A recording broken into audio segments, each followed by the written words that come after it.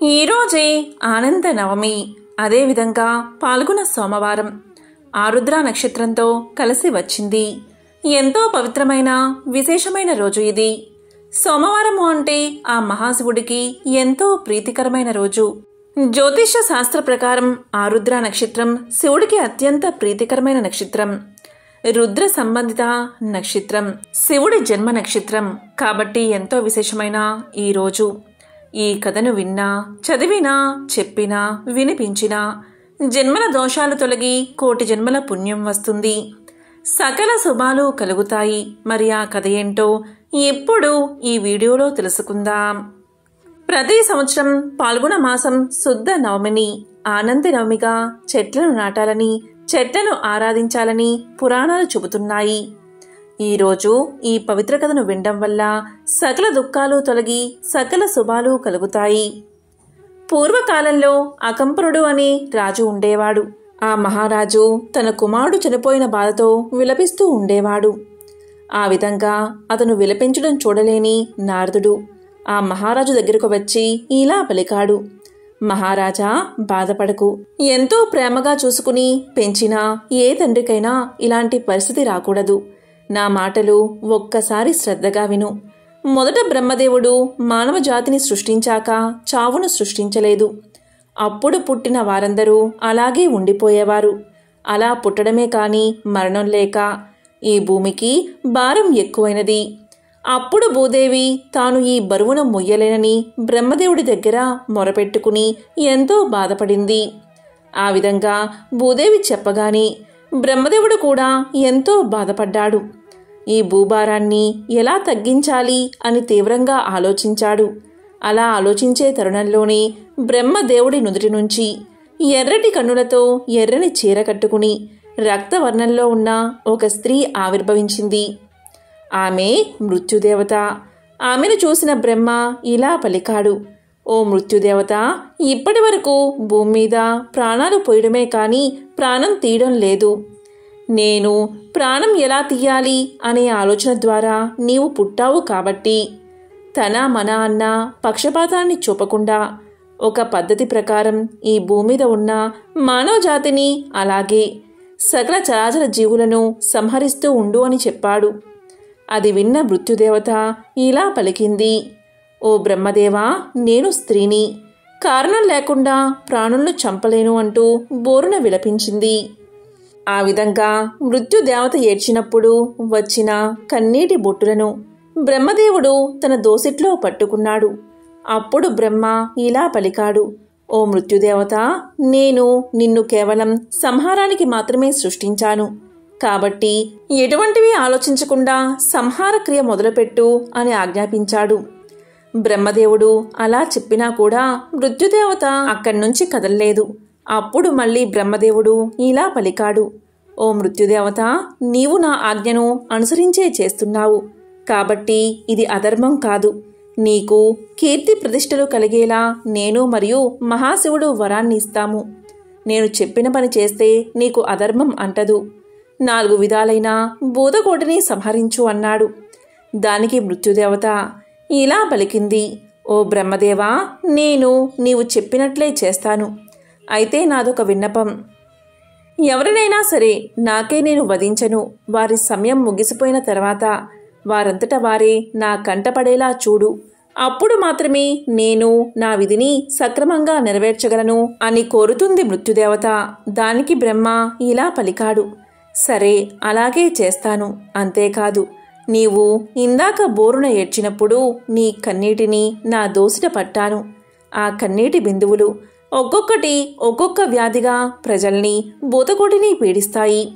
అంతు పట్టని వ్యాధులు ప్రబలి వారు ఆ వ్యాధుల కారణంగా లేదా వారిలో వారికి పుట్టిన ఈర్ష అసూయల వల్ల ఒకరంటే ఒకరికి గిట్టక ఒకరితో ఒకరు పోరాటం చేసుకుని మరణిస్తారు. అంతేకాదు, వింత వింత వ్యాధులు పుట్టుకొచ్చి మానవులు వారి మరణాన్ని సులభతరం చేస్తారు. ఈ భూమి మీద ఎవరైనా మరణించారు అంటే దానికి కారణం మానవులకు తెలుస్తుంది. కారణం చూపుతాం కనుక నిన్ను ఎవరూ నిందించరు. కాబట్టి నీవు నిర్భయంగా నీ ధర్మాన్ని నీవు నెరవేర్చు అని బ్రహ్మదేవుడు మృత్యుదేవతతో పలికాడు. దాంతో మృత్యుదేవత సంహార క్రియకు అంగీకరించింది. తన విధిని తన మన అనే తేడా లేకుండా చేయసాగింది. ఆ విధంగానే శాపవశాన భూమి మీదకు వచ్చిన కొందరు దేవతలను వారు వచ్చిన పని అయిపోగానే వారిని తన ఒడిలోకి తీసుకుని అక్కడ్నుంచి అటే బ్రహ్మలోకానికి పంపిస్తూ ఉంటుంది మృత్యుదేవత. అంటే దేవతలు కూడా కర్మ చెయ్యాలంటే మానవులుగా అవతరించి తిరిగి వారు ఉత్తమ మానవులుగా ధర్మ మార్గాన నడిచి దైవత్వాన్ని పొందుతారు. కాబట్టి అకంపన మహారాజా, నీవు నీ కుమారుడి మరణం గురించి అస్సలు విచారించకు అన్నాడు నారదుడు. నారదుని మాటలు విన్న అకంపనుడికి కొంతమేర దుఃఖభారం తొలగి మనసు కుదుట పడింది. ఎవరైతే ఈ కథను వింటారో లేక చదువుతారో వారి సకల పాపాలు తొలగి సకల శుభాలు కలుగుతాయి. ఈరోజే పాల్గొన సోమవారం, అదేవిధంగా ఆరుద్ర నక్షత్రం కలిసిన విశేషమైన రోజు. ఈ సందర్భంగా ఆ మహాశివుడికి సంబంధించిన ఒక విశేషమైన కథను ఇప్పుడు ఈ వీడియోలో తెలుసుకుందాం. పూర్వకాలంలో ధర్మదత్తుడు అనే వ్యాపారవేత్త ఉండేవాడు. అతను కోట్లు సంపాదించాడు. ఎంత సంపాదిస్తే మాత్రం ఏం లాభం? ఎప్పుడూ చూసినా అతను బాధతో ఉండేవాడు. అది ఏంటి అంటే తన ప్రాణం పోతే ఆ ధనాన్ని కూడా విడిచిపోవాల్సిందేగా అనుకుంటూ ఎంతో బాధగా ఉండేవాడు. చనిపోయాక ఏమవుతుందో, డబ్బు ఎలా తీసుకువెళ్లాలో చెబితే గొప్ప కానుక ఇస్తానంటూ ప్రకటించాడు ఆ వ్యాపారవేత్త. ఈ ప్రకటన విన్న ఒక జ్ఞాని ఒకరోజు ధర్మదత్తుడి ఇంటికి వచ్చాడు. తన ఇంటికి వచ్చిన జ్ఞానిని చూసి ధర్మదత్తుడు సకలోపచారాలు చేసి ఇలా అన్నాడు: స్వామి, నా ప్రాణం పోతే ఈ ధనాన్ని కూడా వదిలిపోవాల్సిందేనా? నా ప్రాణంతో పాటు ధనాన్ని కూడా ఎలా తీసుకెళ్ళాలి అని అడిగాడు. దానికి ఆ జ్ఞాని ఇలా సమాధానం చెప్పాడు: చూడు నాయనా, నువ్వు విదేశాలకు వెళ్ళినప్పుడు నీ డబ్బులు ఖర్చు పెడుతున్నావా అని అడిగాడు. దానికి ధర్మదత్తుడు ఇలా అన్నాడు: మన నోట్లు విదేశాల్లో చెల్లవు కదా స్వామి, కాబట్టి ఆయా దేశాలకు అనుకూలంగా మార్చుకుని వినియోగిస్తున్నాను అని పలికాడు. అదంతా విన్న జ్ఞాని ఇలా పలికాడు: అవును కదా, మరణానంతరం నీ సంపాదన నీతో రావాలి అంటే ముందుగా నువ్వు వెళ్ళాలి అనుకున్న లోకాన్ని నిర్ధారించుకుని దానికి తగిన విధంగా ధనాన్ని మార్చుకోవాలి. నీవు నరకానికి వెళ్ళాలి అనుకుంటే నీ డబ్బును వ్యసనాలు, చెడు కర్మలకు వినియోగించి పాపంగా మార్చుకో. అలా కాకుండా నీవు స్వర్గానికి వెళ్ళాలి అనుకుంటే ఆ ధనాన్ని దాన ధర్మాలు, ధార్మిక కార్యక్రమాలకు ఖర్చు చేసి పుణ్యంగా మార్చుకో అని జ్ఞాని చెప్పాడు. దీంతో అతనికి జ్ఞానోదయమై తన సొమ్మంతా తీసుకోమన్నాడు. కాని జ్ఞాని కష్టపడకుండా ఉచితంగా వచ్చేది తనకు వద్దు అన్నాడు. తరువాత ధర్మదత్తుడు ఆ సంపదను పుణ్య కార్యక్రమాలకు వినియోగించి సద్గతులను పొందాడు. మనం సంపాదించింది మరణానంతరం వెంట తీసుకువెళ్లొచ్చు అంటూ వివేకానందుడు చెప్పిన కథ ఇదే. ఎవరైతే ఈ పవిత్ర కథను వింటారో లేక చదువుతారో లేక చెప్తారో అటువంటి వారి జన్మల పాపాలు తొలగి కోటి జన్మల పుణ్యం వస్తుంది. కర్ణాటకలో దక్షిణాన ఒక భక్తుడు ఉండేవాడు. అతని పేరు సుధర్ముడు. అతని తల్లికి వయసు పైబడుతూ ఉంటుంది. ఆమె కాశీకి వెళ్లి విశ్వనాథుడైన ఆ శివుని ఒడిలో చనిపోవాలని కోరుకుంటుంది. అప్పుడు ఆమె తన కొడుకుతో ఇలా పలుకుతుంది: సుధర్మ, దయచేసి నన్ను కాశీకి తీసుకెళ్ళు. నాకు వయసు పైబడుతుంది. నేనక్కడికి వెళ్లి చనిపోవాలి అనుకుంటున్నాను అని అంటుంది. అప్పుడు సుధర్ముడు ఇలా అనుకుంటాడు: నా తల్లి నా జీవితంలో ఎప్పుడూ కూడా నన్నేమీ కోరలేదు. ఒక్క కాశీకి మాత్రమే వెళ్లాలని కోరింది. కాబట్టి తప్పనిసరిగా ఆమె కోరికను నేను నెరవేర్చాలి అనుకుంటాడు సుధర్ముడు. దీంతో సుధర్ముడు తన తల్లితో పాటు దక్షిణ కర్ణాటక నుంచి కాశీకి అడవుల గుండా నడుస్తూ సుదీర్ఘ ప్రయాణాన్ని మొదలు పెడతాడు.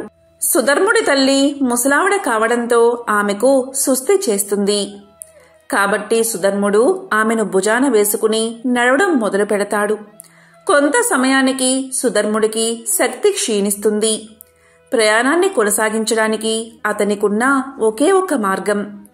శివ, ఈ ఒక్క ప్రయత్నంలో నన్ను ఓడిపోనివ్వద్దు. నా తల్లి నన్ను అడిగిన ఒకే ఒక్క కోరిక ఇది. దీన్ని నువ్వే నెరవేర్చాలి. నేను నా తల్లిని కాశీకి తీసుకెళ్లాలి. మేము అక్కడికి వస్తున్నది నీకోసమే కదా, దయచేసి నాకు బలాన్ని ఇవ్వు అని వేడుకున్నాడు. అలా నడుస్తూ ఉండగా సుధర్ముడికి వెనుక నుంచి వస్తున్న ఒక ఎద్దుల బండి గంట శబ్దం వినిపించింది. ఆ పొగమంచులో నుండి ఒక ఒంటెద్దు బండి వస్తూ కనబడింది. కాని ఒంటెద్దు బళ్లను కేవలం చిన్నపాటి ప్రయాణాలకు మాత్రమే వాడతారు. అడవుల గుండా సాగే సుదీర్ఘ ప్రయాణాలకు ఎప్పుడూ కూడా జోడెద్దుల బండిని వాడతారు. కాని మనం బాగా అలసిపోయినప్పుడు ఈ చిన్న చిన్న వివరాలు అస్సలు పట్టించుకోము. ఎద్దుల బండి దగ్గరకు వస్తూ ఉంటుంది. కాని పొగమంచు వల్ల, ఇంకా బండిని నడిపేవాడు పూర్తిగా వస్త్రాలతో కప్పబడి ఉండడం వల్ల సుధర్ముడు ఆ నడిపే అతని ముఖం చూడలేకపోతాడు. అప్పుడు సుధర్ముడు ఇలా అంటాడు, మా అమ్మకి అస్సలు బాగోలేదు. ఖాళీగా ఉన్న మీ ఎద్దుల బండిలో మమ్మల్ని ప్రయాణం చేయనివ్వండి అని ప్రాధేయపడతాడు. అప్పుడు ఎద్దుల బండివాడు సరే అని తల ఊపుతాడు. ఇద్దరూ బండి ఎక్కుతారు. బండి ముందుకెళ్లడం ప్రారంభిస్తుంది. కొంత సమయం గడిచాక సుధర్ముడు అడవి మార్గంలో కూడా ఈ ఎద్దుల బండి ఎంతో మృదువుగా వెళ్లడం గమనిస్తాడు. అప్పుడు సుధర్ముడు కిందకి చూస్తే బండి చక్రాలు తిరుగుతూ ఉండవు. అవి ఆగిపోయి ఉంటాయి. అయినా సరే బండి వెళ్తూనే ఉంటుంది. అప్పుడు అతను ఎద్దువైపు చూస్తాడు. ఆ ఎద్దు కూర్చుని ఉంటుంది. అయినా సరే బండి వెళ్తూనే ఉంటుంది. అప్పుడు సుధర్ముడు బండి నడిపే అతని ముఖం వైపు చూస్తాడు. కేవలం వస్త్రాలు మాత్రమే కనబడతాయి. లోపల మనిషి ఉండడు. అప్పుడు సుధర్ముడు తల్లివైపు చూస్తాడు. అప్పుడు సుధర్ముడి తల్లి ఇలా పలుకుతుంది, మూర్ఖుడా, మనం ఆయన వద్దకు చేరేశాం. ఇక ముందుకెళ్లాల్సిన అవసరమే లేదు. ఇదే ఆ చోటు, ఇక నేను వెళ్తాను అని అక్కడే శరీరాన్ని వదిలేస్తుంది. ఆ ఎద్దు, బండి, ఇంకా నడిపే అతను అందరూ మాయమైపోతారు. ఇక సుధర్ముడు గ్రామానికి తిరిగొస్తాడు. అప్పుడు అందరూ కూడా ఇలా అంటారు, ఇతను చాలా త్వరగా వచ్చేశాడు. తన తల్లిని కాశీకి తీసుకుని వెళ్ళుండడు. తన్ని మధ్యలో ఎక్కడో వదిలేసి ఉంటాడు అని అనుకుంటారు. అందరూ కూడా సుధర్ముణ్ణి ఇలా ప్రశ్నిస్తారు, నీ తల్లిని నువ్వు ఎక్కడ వదిలేశావు అని అడుగుతారు. అప్పుడు సుధర్ముడు ఇలా సమాధానం చెప్తాడు, లేదు, మేం వెళ్లాల్సిన అవసరమే రాలేదు. ఆ మహాశివుడే మా కోసం వచ్చాడు అంటాడు. దానికి ఇరుగు పొరుగువారు ఇదంతా చెత్తవాగుడు అని పలుకుతారు. అప్పుడు సుధర్ముడు ఇలా చెప్తాడు, మీరేమనుకుంటున్నారు అనేది నాకు అనవసరం. ఆ మహాశివుడే మా కోసం వచ్చాడు. నా జీవితం వెలిగించబడింది. నా మనస్సాక్షికి ఇది తెలుసు. మీకు అది తెలియకపోతే అది మీ సమస్య అంటాడు. అప్పుడు ఇరుగు పొరుగువారు, అయితే మాకు ఆయన నిజంగా నీ కోసం వచ్చాడు అనడానికి, నిజంగా నువ్వు ఆయన్ని చూశావు అనడానికి మాకు ఏదో ఒక రుజువు చూపించు అంటారు. అప్పుడు సుధర్ముడు, అదంతా నాకు తెలియదు. ఎందుకంటే నేను ఆయన్ని చూడలేదు. నేను కేవలం ముఖంపై ఉండే వస్త్రాన్ని మాత్రమే చూశాను. లోపల ముఖం కనబడలేదు. అక్కడ ఏమీ లేదు అని సమాధానం చెప్తాడు. అప్పుడు ఉన్నట్టుండి అందరూ కూడా ఈ వ్యక్తి అంటే సుధర్ముడు మాయమైపోవడాన్ని గమనిస్తారు. వాళ్లకు కేవలం సుధర్ముడి వస్త్రాలు మాత్రమే కనబడతాయి. తర్వాతి కాలంలో సుధర్ముడు గొప్ప ముని అవుతాడు. సుధర్ముడు ఎక్కడికి వెళ్ళినా సరే అందరూ ఆయన్ని శూన్యముఖంగా గుర్తించేవారు. ఇదంతా ఆ మహాశివుడి మాయా. భక్తుల కోసం తానే స్వయంగా దిగివచ్చాడు మహాశివుడు. ఎంతో పవిత్రమైన విశేషమైన ఈ కథను విన్నా, చదివినా, చెప్పినా, వినిపించినా శివ సాయుధ్యం లభిస్తుంది. ఇక మహాశివుడికి సంబంధించిన మరొక కథను ఇప్పుడు తెలుసుకుందాం. మైసూరు నుంచి 16 కిలోమీటర్ల దూరంలో మల్లా అని ఒక శివభక్తుడు ఉండేవాడు. ఇతను ఏ సాంప్రదాయానికి గాని లేదా మనకి తెలిసిన ఏ ఆధార విధానానికి కాని ధ్యాన విధానానికి కాని చెందినవాడు కాదు. కాని మల్లకు బాల్యం నుంచి కూడా కళ్ళు మూసుకున్నాడంటే అతనికి కనబడేది ఆ శివుడి రూపమే. బహుశా అతనికి భక్తుడు అనే పదం సరిపోదేమో. అతనిలా కొన్ని లక్షల మంది ఉన్నారు. వాళ్ళందరూ శివుడి బందీలు. వాళ్లకు వేరే ఎంపిక లేదు. మల్లకి శివుడి గురించి ఏమీ తెలియదు. అతను ఎటువంటి పని కానీ కల్నీ కానీ నేర్చుకోలేదు. ఎవరినైనా ఆపి తమ దగ్గర నుంచి తనకు కావాల్సింది తీసుకోవడం తప్పని మల్లకు ఎప్పుడూ అనిపించలేదు. అందుకే ప్రతి ఒక్కరూ మల్లని బందిపోటు అని పిలిచేవారు. ప్రజలకి ఉన్న ఏకైక అరణ్య మార్గంలో అతను నిత్యము కూడా బందిపోటు దొంగతనాలకు పాల్పడుతూ ఉండేవాడు. మల్ల అలా బెదిరించి లాక్కునే చోటు కల్లన మూలై అని ప్రసిద్ధి చెందింది. కల్లన మూలై అంటే ఆ దొంగ యొక్క ప్రదేశమని. మొదట్లో అందరూ కూడా మల్లను శపించేవారు. కానీ సంవత్సరం చివరికి వచ్చేసరికి అతను ప్రజల నుంచి లాక్కున్న ప్రతి పైసాని కూడా మహాశివరాత్రి వేడుకలు చేయడానికి ఖర్చు పెట్టేవాడు. ఒక పెద్ద వేడుక చేసేవాడు. కాబట్టి కొన్ని సంవత్సరాలు గడిచాక అందరూ మల్లను గొప్ప భక్తుడిగా గుర్తించి ఆయనకి స్వచ్ఛందంగా చందాలు ఇవ్వడం మొదలు పెడతారు. ఎవరైతే స్వచ్ఛందంగా ఇవ్వడానికి ముందుకు రారో వాళ్ళని ఇచ్చేలా బలవంతం చేయడంలో తప్పేమీ లేదనుకునేవాడు మల్లా. కొన్ని సంవత్సరాల తర్వాత అన్నదమ్ములైన 2 యోగులు ఆ దారిన వస్తూ ఉన్నారు. వాళ్ళు అలా వస్తూ బందిపోటు దొంగ అయిన మల్లని చూసి ఇలా పలికారు. నీ భక్తి అమోఘం, కానీ నీ విధానాలు అందరికీ హాని చేస్తున్నాయి అని పలుకుతారు. అందుకు మల్లా ఇలా అంటాడు, నేను ఇదంతా శివుని కోసమే కదా చేస్తున్నాను, అందులో తప్పేముంది అని అంటాడు. అప్పుడు ఆ యోగులు తమ యోగ బోధ ద్వారా మల్లను సన్మార్గంలో పెడతారు. అప్పట్నుంచి ఆ ప్రదేశం కల్లన మూలై నుంచి మల్లన మూలై అయిపోయింది. మల్ల జరిపించిన మహాశివరాత్రి వేడుకలు అక్కడొక పెద్ద సాంప్రదాయంగా మారిపోయింది. అతను తన బందిపోటు దొంగతనాలను విడిచిపెట్టి కళ్ళు మూసుకుని కూర్చోవడం మొదలుపెట్టిన సంవత్సరాల కాలంలో మహాసమాధి పొందాడు. ఈ విధంగా మల్లకు ముక్తి లభించాక అదే రోజున ఈ 2 యోగులు కూడా కూర్చుని తమ శరీరాలను వదిలేశారు.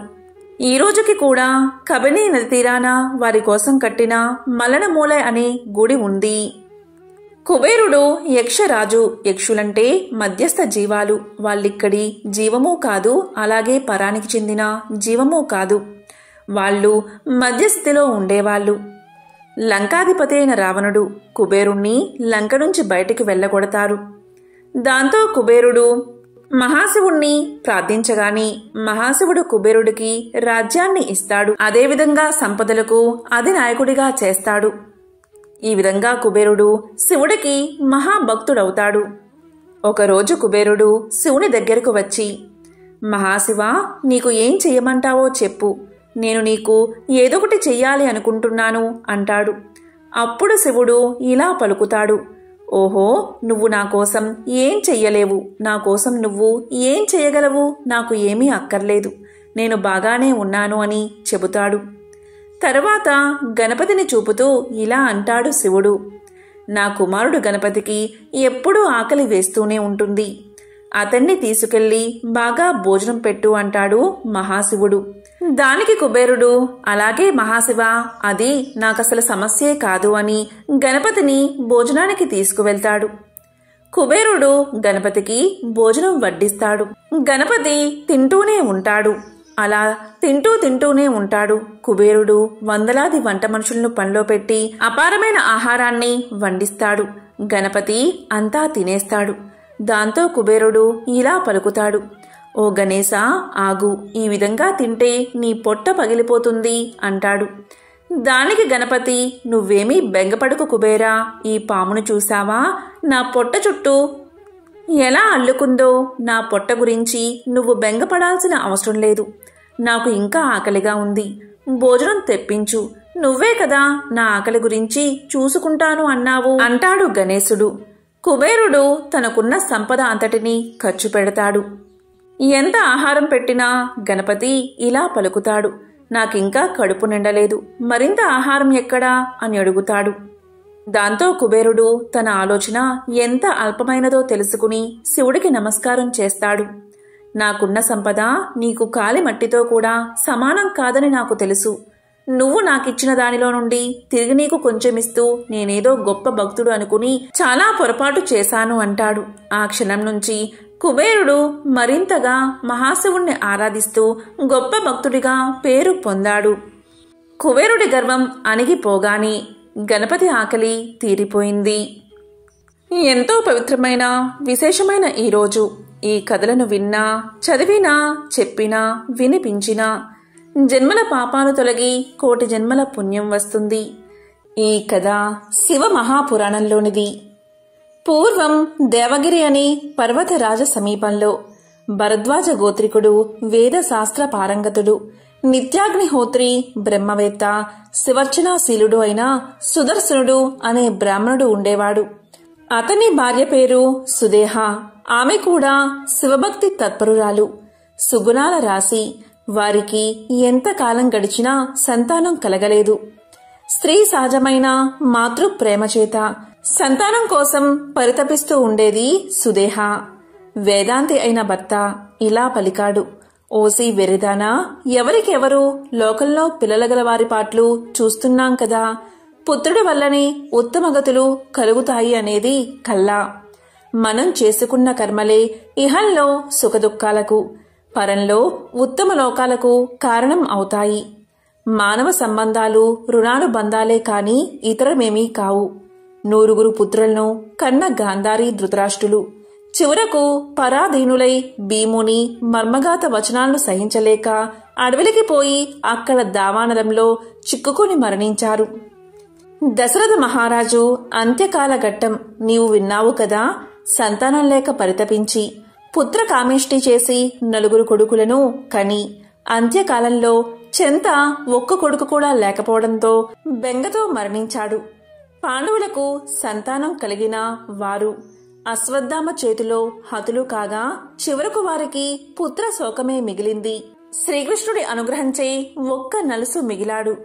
మూలాల్లోకి వెళ్లి తరచి చూస్తే మానవ జీవితం ఇసుక పునాది మీద కట్టిన ఇల్లు వంటిది. ఎప్పుడు కూలుతుందో ఎవరికీ తెలియదు. నీవు కూడా విద్యావంతురాలివే కదా. రామాయణం మొత్తానికి శ్రీరామచంద్రుడు, భారతం మొత్తానికి భీష్ముడు తప్ప తల్లిదండ్రుల యందు భక్తి ప్రపత్తులు చూపిన తనయులు ఉన్నారంటావా? చెప్పు. ఇంతకీ ఈశ్వర సంకల్పం ఎలా ఉందో అంటూ సాంత్వన వచనాలు పలికి ఓదార్చేవాడు. ఆ దంపతులు సంతానం కొరకు చేసిన ప్రయత్నాలన్నీ వ్యర్థం కాగా ఒక రోజున సుదేహ ముఖ్యంగా పుత్ర సంతాన కాంక్షను అతిక్రమించలేక భర్తను ద్వితీయ వివాహానికి ప్రోత్సహించింది. దానివల్ల వచ్చే అనర్థాలను సుధర్ముడు ఆమెకు ఎన్నో విధాలా చెప్పి చూశాడు. కాని అవి ఆమె చెవికి ఎక్కలేదు. భార్య ప్రోత్సాహంతో ఆమెకు స్వయంగా చెల్లెలు అయిన గస్మా అనే కన్యను సుధర్ముడు యథాశాస్త్రీయంగా వివాహం చేసుకుని కాపురానికి తీసుకొచ్చాడు. ఆమె కూడా తీవ్రమైన శివభక్తి తత్పరాలు కనుక ఆ ముగ్గురు నిత్యం శివారాధనలో మునిగి తేలుతూ శివుని కథల్నే చెప్పుకుంటూ నృత్య, గీత, వినోదాలతో పొద్దు పుచ్చుతూ సంతోషంతో కాలక్షేపం చేసుకుంటూ వచ్చారు. ప్రతి నిత్యం పార్థివ లింగార్చన అనంతరం ఆ నిర్మాల్యాన్ని గస్మా సమీపమందున్న చెరువులో విసర్జిస్తూ వచ్చింది. ఇలా కొంతకాలం గడవగా శంకర అనుగ్రహించే గస్మా నెలతప్పింది. ఆమెకు అక్కగారైన సుదేహ దాసిదానికంటే ఎక్కువగా సేవలు చేస్తూ వచ్చింది. క్రమంగా గర్భం వృద్ధి చెంది నెలలు నిండగా ఒక శుభలగ్నంలో సౌభాగ్య రేఖావళి యుక్తుడు తేజస్శాలి అయిన కుమారుని కన్నది గస్మా. చంద్రోదయానికి పాలసముద్రం ఉప్పొంగినట్లు పుత్రోదయంతో కుటుంబ సభ్యులు, బంధువులు, ఇరుగు పొరుగు వారు అందరూ ఉప్పొంగిపోయారు. ఉయ్యాల తొట్టెలోని బాలుడి బోసినవ్వులకు ఇంట్లోని వారంతా ఇంతెంత అనరాని ఆనందాన్ని పొందారు. బాలుడు పెరిగి పెద్దవాడవుతున్నాడు. అతి చంచలమైన మనసు యొక్క వ్యాపారం కోతి చేష్టల వంటిది కదా. దేనిమీదకు దూకుతుందో తెలియదు.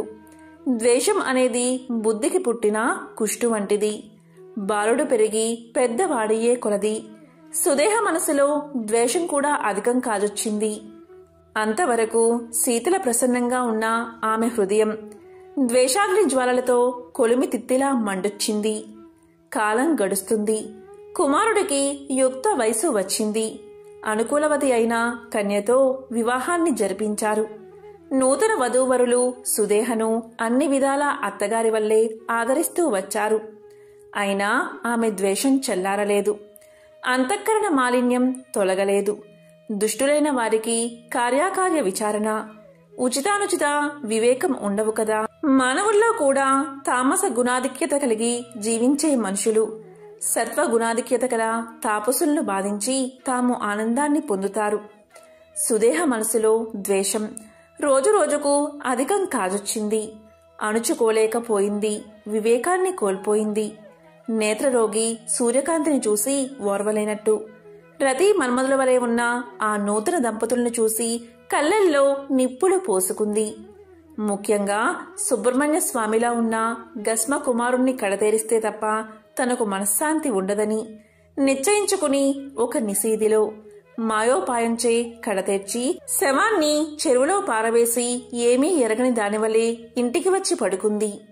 ఉదయమే ఇంట్లోని వారు లేచి రక్తసిక్తమైన శయ్యను చూసి కుమారుడు కనిపించకపోయేసరికి హతాశులై దుఃఖించారు. అలాంటి సమయంలో కూడా సుధర్ముడు, గస్మ ఆమె కోడలు శివపూజను మానలేదు. యథావిధిగా గస్మ మధ్యాహ్నం పూజ తర్వాత శివ నిర్మాల్యాన్ని విసర్జించడానికి అంటే పడేయడానికి చెరువు వద్దకు వచ్చేసరికి కుమారుడు అమ్మా అంటూ ఆప్యాయంగా పలకరిస్తూ వచ్చి ఆమె పాదాలకు నమస్కారం చేశాడు.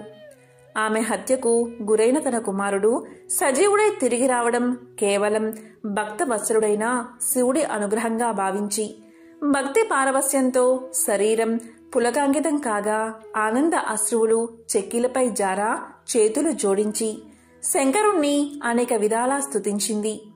దాంతో శంకరుడు ప్రత్యక్షమై వరాన్ని కోరుకోమన్నాడు. దానికి గస్మ ఇలా పలికింది: తండ్రి ఈశ్వర, ఈ విషయంలో నా అక్కగారైన సుదేహను శిక్షించకు. నన్ను అనుగ్రహించినట్లుగాని నువ్విక్కడ స్థిరుడువై ఉండి నీ దర్శనానికి వచ్చే భక్తులకు కూడా అనుగ్రహాన్ని ప్రసాదించు అని ప్రార్థించింది.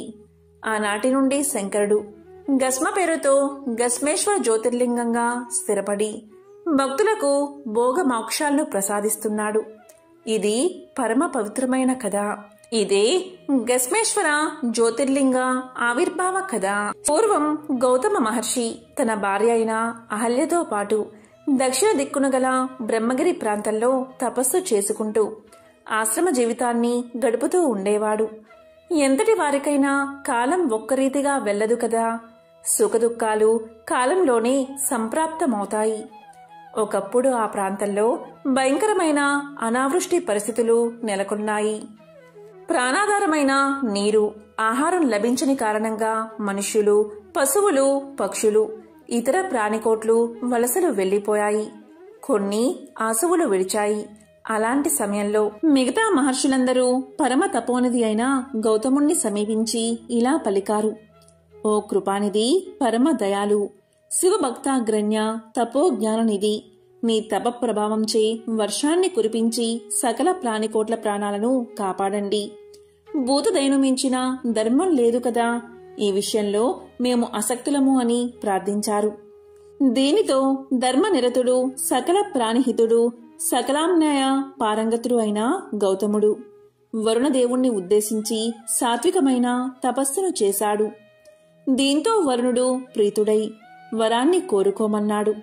అప్పుడు గౌతముడు ఇలా పలికాడు: వరుణదేవా, శాశ్వత ఫలాలు ఇచ్చేది, స్థిరమైన పుణ్యాలను ఆగణ్యంగా ఒసగేది, సకల ప్రాణికోట్లకు జీవనాధారమైనది, సిరి సంపదలకు ఆలవాలమైనది అయిన అక్షయ జలాలను అనుగ్రహించండి అని ప్రార్థించాడు.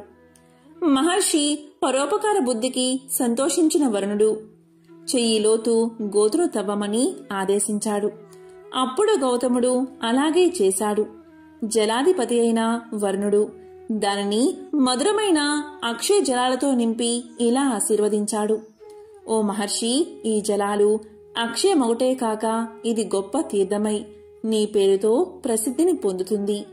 ఇక్కడ చేసిన తపస్సు, హోమం, దేవయజ్ఞం, పితృతర్పణం, శ్రాద్ధ కర్మలు, దానాదులు ఇవన్నీ కూడా అక్షయ పుణ్యలోకాలను మానవులకు ప్రసాదిస్తాయి.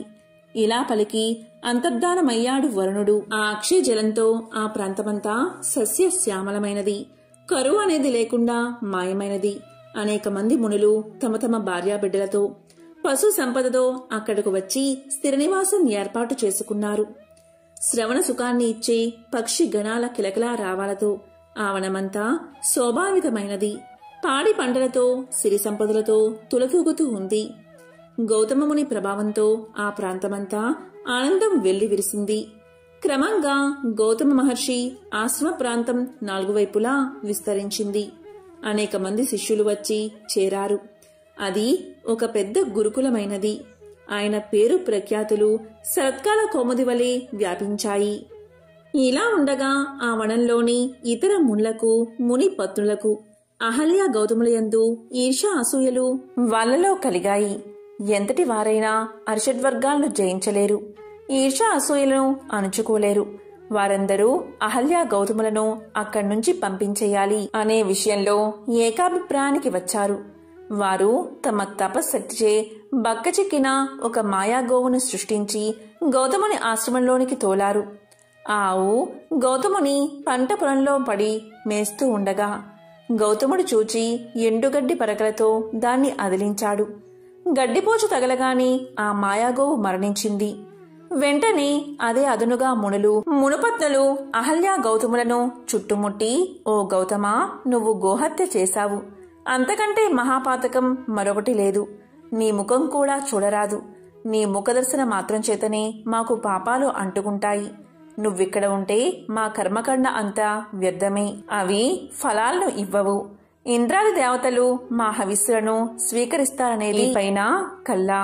ఇక నీవు నీ కుటుంబంతో శిష్యులతో కలిసి కాశీ నగరానికి వెళ్ళిపో. అక్కడ నిత్యుడు శాశ్వతుడు అయిన విశ్వేశ్వరుడు ఉన్నాడు. సకల కల్మషహరణి అయిన గంగ ఉంది. శాశ్వతంగా అక్కడ ఉండిపో అని నిందించారు. ఇంకా అనేక నింద్యా వాక్యాలను పలికి దూషించారు.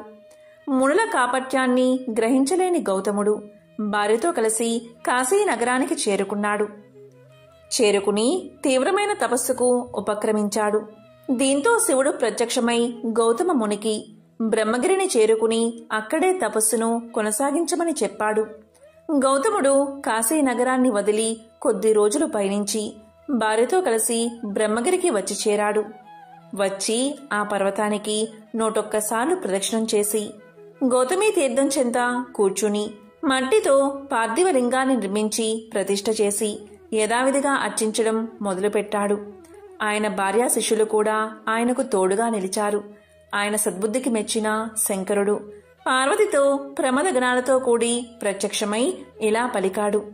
ఓ గౌతమముని, పరోపకార పరాయణుడవైన నీవు ధన్యుడివి, కృతార్థుడివి, సర్వకాలాల్లోని పాపరహితుడివి. మీ దంపతుల నామస్మరణ మాత్రం చేతనే మానవులు పాప విముక్తులు అవుతారు. అట్టిచో మీకు పాపం ఎక్కడిది? నీ తపశక్తిని చూసి సహించలేని కొందరు కృతజ్ఞులు ఈ నీచపు పనికి సిద్ధపడి మాయాగోవును సృష్టించి అభిచార క్రియచే దాన్ని వారే చంపి ఆ హత్యా నేరాన్ని నీ మీద మోపి నిన్ను బహిష్కరించారు. ఏ దుర్మార్గులైతే నీకు ఆపదను కలిగించారో వారే పాపాత్ములు, దురాచారులు, కృతజ్ఞులు అవుతారు. గోహత్య మహాపాపం వారిని చుట్టుకుంటుంది. వారికి ఎక్కడైనా నిష్కృతి లేదు. ఈ పాప కార్యానికి ఒడిగట్టిన వారు 5. మిగిలిన వారు మాయలో పడ్డారు. నీకు ఏం వరం కావాలో కోరుకో అన్నాడు శంకరుడు. గోహత్యా పాపంతో కుమిలిపోతున్న గౌతముడు అందరములో వింటూ ఉండగా మహాదేవుడు పలికిన ప్రేమ దయార్థ వచనాలకు సంతోషించి ఇలా ప్రార్థించాడు. ఓ మహేశ్వరా, ఆ 5 మునులు నాకు మహా ఉపకారం చేశారు. వారలా చేసి ఉండకపోతే నీ దర్శనం నాకు లభించి ఉండేది కాదు కదా. నాకింత మహద్భాగ్యాన్ని కలిగించిన వారు ధన్యులు. నీ శిరస్సు మీది గంగను ఇక్కడ విడిచి లోకోపకారం చెయ్యి. నేనింతకంటే కోరేదేదీ లేదు అని పలకగానే భక్తవత్సలుడైన గంగాధరుడు సంతోషించి తన జటాజూటమునందలి గంగను అక్కడ విడిచి దానికి పుష్కర ప్రభావాన్ని కల్పించాడు. దేవతలు మరియు అక్కడి శివభక్తులైన మునుల కోరికచే తానక్కడ త్రయంబకేశ్వర నామంతో జ్యోతిర్లింగ స్వరూపంగా ఉండిపోయాడు. గౌతముణ్ణి శంకరుడు ఇలా ఆశీర్వదించాడు. ఓ మహర్షి, ఇక ఈ పైన ఈ జలాలు అక్షయంగా ప్రవహిస్తాయి. ఇది గొప్ప తీర్థమవుతుంది. ఈ దివ్యవాహిని నీ పేరుతో గౌతమీ నదిగా దక్షిణ భారత ఖండంలో ప్రసిద్ధి వహించి ప్రజలచే నిత్యం పూజలందుకుంటుంది. ఇది దక్షిణ గంగగా వాసికెక్కుతుంది. దీని మహిమ వర్ణనాతీతం. దీన్ని ఆశ్రయించిన మనుషులకు ఈ గంగా సకల సంపదలను ఇస్తుంది. ఇలా ఆశీర్వదించి అంతర్ధానమయ్యాడు మహేశ్వరుడు. పూర్వకాలంలో విదిశా పట్టణం ఉండేది. ఆ పట్టణం సర్వ సంపదలతో తులతూగుతూ ఉండేది. ఆ పట్టణంలోని వారందరూ విద్యావంతులే. ఆ పట్టణంలోని ప్రజలంతా ఆనందంగా జీవిస్తూ ఉండేవారు. ఆ పట్టణంలో ఒకరోజు ఒక బాలుడు మరణించాడు. అతను తల్లిదండ్రులకు ఏకైక పుత్రుడు. ఎంతో అందంగా ఉండేవాడు. ఆ పిల్లవాడి మరణం వల్ల తల్లిదండ్రులు ఎంతో రోదిస్తున్నారు. వారి బాధ చుట్టుపక్కల వారు చూడలేక ఎంతో దుఃఖిస్తున్నారు. చివరకు ఆ పసివాడిని శ్మశానానికి తీసుకుపోయారు. అక్కడ కూడా తల్లిదండ్రులు, బంధువులు ఎంతో విలపిస్తున్నారు. పాతి పెట్టకుండా కాలం వెళ్లబుచ్చుతున్నారు. కాని కార్యాన్ని చేయడం లేదు. అప్పుడు ఒక గెద్ద వారి దగ్గరకు వచ్చి వారితో ఇలా పలుకుతుంది. మీరు పిల్లవాడి శరీరం ఇక్కడ పెట్టి పెద్దగా ఏడవడం కాదు. అదిగో సూర్యుడు అస్తమిస్తున్నాడు. దెయ్యాలు, భూతాలు, ప్రేత పిశాచాలు భూమికి వచ్చే సమయమవుతుంది. వాటి వల్ల మీకు అపాయం కలగవచ్చు. పుట్టినవారు గిట్టక తప్పదు. మరణించిన వారి వెంట జీవించిన వారు పోరు కదా. జనన మరణాలు ప్రాణులకు సహజం. చనిపోయిన వారు మీరు ఏడ్చినంత మాత్రాన తిరిగి వస్తారా? ఇదంతా తెలిసి కూడా వెర్రివారిలా ఎందుకు ఏడుస్తున్నారు? ఏడుపు మాని ఇంటికి పొండి, లేకపోతే మీ ప్రాణాలకు హాని కలుగుతుంది అని గెద్ద శ్రద్ధగా చెప్పింది. గెద్ద మాటలకు వారంతా భయపడి వారంతా బాలుణ్ణి అక్కడే విడిచిపోతూ ఉంటారు. అంతలో అక్కడికి ఒక నక్క వస్తుంది. అది ఇలా పలుకుతుంది. గెద్ద చెప్పినవన్నీ అబద్ధాలే. దాని మాటలు నమ్మి మీరందరూ భయపడకండి. ఈ బాలుడు ఎంతో అందంగా ఉన్నాడు. చక్కని ముక్కుతో, అందమైన ముఖంతో చూడ చక్కగా ఉన్నాడు. ఇంతటి అందమైన బాలుణ్ణి విడిచి వెళ్లడానికి మీకు కాలు ఎలా వచ్చాయి? ఎంతో ఎత్తైన జుట్టుతో, బంగారం వంటి దేహంతో ఉన్న ఈ బాలుణ్ణి మీరు ఎలా మరుస్తారు? ఇంతటి అందమైన ఆకారం చనిపోవడం చూస్తే నాకే కన్నీళ్లు ఆగడం లేదు. కాబట్టి కొంత సమయం ఇక్కడే వేచి ఉండండి. దేవుడు క్రూరుడు కాదు కదా. దయ కలిగితే ఈ బాలుని బతికించవచ్చు. ఇంకా పొద్దు ఉన్నది, సమయం ఉన్నది కాబట్టి భయపడక మీరు ఇక్కడే ఉండండి. దయామయుడైన ఆ మహాశివుణ్ణి భక్తితో ప్రార్థించండి. అలా చేస్తే మీ పని ఫలిస్తుందని నక్క వారితో చెప్పింది. నక్క మాటలకు వారందరికీ ప్రాణం లేచినట్లు అయ్యింది. ఎంతో ఆశతో ఆ బాలుడు చుట్టూ కూర్చున్నారు. చేతులు బాలుడి దేహంపై పెట్టి నిమురుతున్నారు. భగవంతుణ్ణి ధ్యానిస్తూ కూర్చుని ఉన్నారు. ఆ బాలుణ్ణి తలుచుకుంటూ ఏడుస్తున్నారు. గెద్ద మళ్లీ వారి వైపు చూసి ఇలా పలికింది. మీరు వెర్రివారి వలె ఉన్నారు. నక్క టక్కరిది, బుద్ధి లేనిది, శవం వికృతమైనది. శవం కలతప్పింది. ప్రాణం తిరిగి రావడం అస్సలు జరగదు. యముడు చాలా గటికుడు, మూర్ఖుడు. మీరు ఎంత ఏడ్చినా అతని మనసు కరగదు. ఇక ఈ బాలుడిపై ఆశను వదిలేయండి. అతనికి మంచిగతులు కలగడానికి దాన ధర్మాలు చెయ్యండి, శ్రాద్ధ కర్మలు చెయ్యండి అని గద్ద హితోపదేశం చేసింది. గద్ద ఇలా చెప్తూ ఉండగా నక్క దాని మాటలకు అడ్డం వచ్చి ఇలా మొదలుపెట్టింది. ఈ గద్ద మాటలు శుద్ధ అబద్ధాలు. గద్ద మనసు క్రూరమైనది. దానికి ఏది వస్తే అదే మాట్లాడుతుంది. ఏ సమయంలో ఏం జరుగుతుందో ఎవరికి తెలుసు కనుక దయచేసి బాలుణ్ణి వదిలి వెళ్ళకండి. ఏ సమయంలో ఏం జరుగుతుందో ఎవరికీ తెలియదు కాబట్టి ఆ మహాశివుణ్ణి ప్రార్థించండి. మీ ప్రయత్నం విఫలమైతే అప్పుడే బాలుణ్ణి విడిచిపోండి. ఇప్పుడే త్వరపడి ఇంటికి వెళ్లి ఏం చేస్తారు? చేతనైన పని ఇప్పుడే చెయ్యండి అని పలికింది. నక్క మాటలకు గద్ద ఆశ్చర్యం కలిగింది. దాంతో గద్ద ఇలా పలికింది. ఇంతకాలం నుంచి మరణించిన జీవులు తిరిగి బతకడం నేనెప్పుడూ చూసి ఎరగను. నక్క ఒట్టి జుత్తుల మారి. చనిపోయిన వారు మరొక గర్భంలో జన్మిస్తారు. వేరొక రూపాన్ని ధరిస్తారు. తిరిగి ఈ భూమి మీద మళ్లీ తిరుగుతారు. మనం వారిని గుర్తించలేము, వారు కూడా మన్ని గుర్తించలేరు. ఈ నక్క తెలివి తక్కువది, కపట బుద్ధితో మిమ్మల్ని మోసగిస్తుంది. శవం ఏమిటి, జీవించడం ఏమిటి, ఎవరైనా వింటే నవ్వుతారు. పుత్ర శోకం వల్ల మీ వివేకం చాలా వరకు నశించిపోయింది. ఉన్న కాస్త ఆ మతిని కూడా మీకు ఈ నక్క పోగొడుతుంది. అజ్ఞానులై మీరు ఇక్కడ ఉండవద్దని గెద్ద చెప్పింది. ఆ మాటలు విన్నా అక్కడి వారు బోరున ఏడ్చారు, నిరాశ చెందారు, బిడ్డను విడిచిపోవాలని నిర్ణయించుకున్నారు. దీంతో నక్క వారిని అడ్డగించి ఇలా పలికింది, నా మాటలు నమ్మండి. ఆ గద్ద మాటలు నమ్మితే చిక్కులో పడిపోతారు. మరణించి జీవించిన వారు చాలామందే ఉన్నారు. కరుణాసాగరుడు అయిన రఘురాముడు మరణించిన భూసుర కుమారుణ్ణి రక్షించలేదా? ఈ కథ మీరు వినలేదా? ఇలాంటివి అనేకం ఉన్నాయి. ఈ గద్ద మాటలను అస్సలు నమ్మకండి అని తెలియచేసింది. దీంతో అందరూ సంతోషించి శవం చుట్టూ కూర్చుని ఉన్నారు.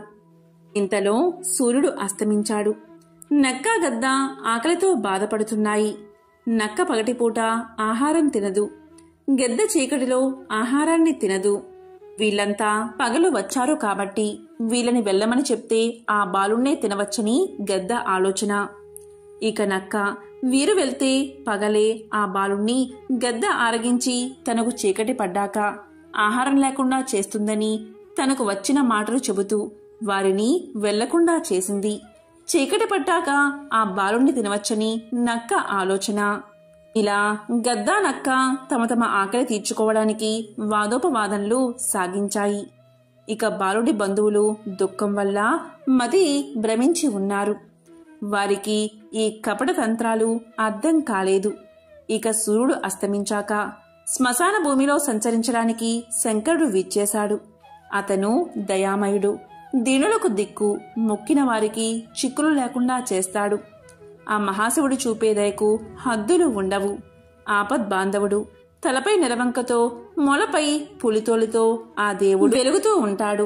అలా వచ్చిన శంకరుడికి బాలుడు బంధువులు ఏడుస్తున్నా ఏడుపులు వినిపించాయి. వెంటనే వారి దగ్గర ప్రత్యక్షం అయ్యాడు. భక్తులారా, నన్ను శరణు వేడుతున్నారు, మీకు ఏం కావాలో కోరుకోండి అన్నారు. వెంటనే అందరూ కూడా మహాశివుడి పాదాలపై పడి సాష్టాంగ నమస్కారం చేశారు. భక్తి భావంతో కొలిచారు. దేవా, మహాదేవా, మా మొర ఆలకించి ప్రత్యక్షం అయ్యావా? నీ సన్నిధానంలో మా చిక్కులన్నీ విడిపోయాయి, మా రోగాలు తొలగిపోయాయి. ఈ బాలుడి ప్రాణాలు ఇచ్చి బతికించమని ప్రార్థించారు. వారి మొరకు శంకరుడి మనసు కరిగిపోయింది. వెంటనే బాలుడు నిద్ర నుంచి లేచినట్లుగా లేచి కూర్చున్నాడు.